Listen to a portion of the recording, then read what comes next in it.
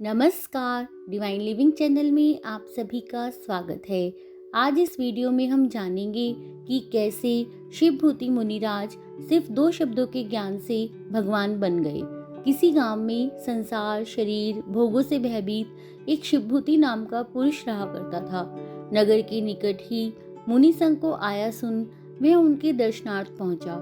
दर्शन के पश्चात उसने आचार्य श्री से दुखों से मुक्ति का उपाय पूछा।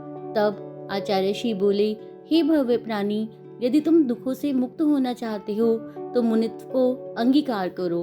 और यह सुन उन्हें संसार से परम वैराग्य हो गया और उन्होंने मुनि दीक्षा ग्रहण कर ली। मगर मुनिराज की याददाश्त बहुत कमजोर थी। गुरुजी जो भी पढ़ाते वे भूल जाते थे।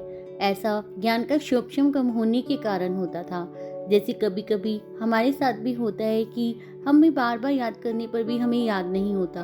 ऐसा इसलिए होता है कि कभी पहले हमने किसी ज्ञानी पुरुष के ज्ञान से ईर्ष्या की हो, या खुद ज्ञान होते हुए भी दूसरे को बताया ना हो, या किसी के ज्ञान प्राप्त करने में रुकावटें डाली हों, या फिर किसी ज्ञानी पुरुष का अपमान किया हो। ऐसा उन शिवभूति मुनिराज के साथ हो रहा था। गुरुजी जो भी पाठ पढ़ाते उन्हें याद नहीं रहता था। तो एक दिन गुरुजी ने उन्हें मारुष मातुष का पाठ पढ़ाया। इसका अर्थ है रोष मत करो, मतलब द्वेष मत करो, और ना ही राग करो। मातुष मारुष, न राग करो न द्वेष करो। और मुनिराज को यह भी याद नहीं रहा और वह इन 2 शब्दों को याद करने की कोशिश करते रहे, और बोलते बोलते उस सूत्र के कुछ शब्द ही भूल गए और उसको उल्टा पुल्टा करके बोलने लगे। तुष्मास तुष्मास, इस प्रकार याद रह गया। अब मुनि श्री यही बोलने लगे, तुष्मास तुष्मास। जहाँ भी जाते यही बोलते जाते। लेकिन एक दिन विहार करते हुए वे एक छोटे से गांव में गए। वहां पर भी वे तुष्मास तुष्मास बोलते हुए निकल रहे थे। वहां उन्होंने देखा एक महिला काली उड़द की दाल को साफ कर रही थी, मतलब दाल और छिलके को अलग कर रही थी। तभी एक दूसरी महिला वहां आई और उसने पूछा, तू क्या कर रही है? महिला ने कहा, मैं तुष और मांस को अलग कर रही हूँ। तुष यानी छिलके और मांस यानी दाल, दोनों को अलग अलग कर रही हूँ।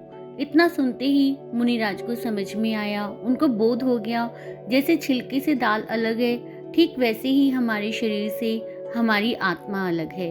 और इसके बाद वे वन में कठोर तप करके अपनी आत्मा का अनुभव करने लगे।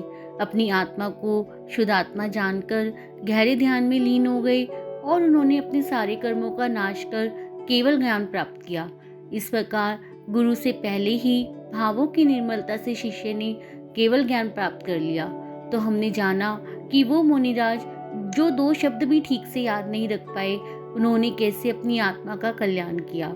चारित्र के प्रति सच्ची आस्था होने पर निश्चित ही सुख की उपलब्धि होती है, भले ही ज्ञान कम हो। चारित्र में निर्मलता होने पर ज्ञान स्वयं प्रकट हो जाता है। आज के लिए इतना ही। धन्यवाद। जय जिनेंद्र।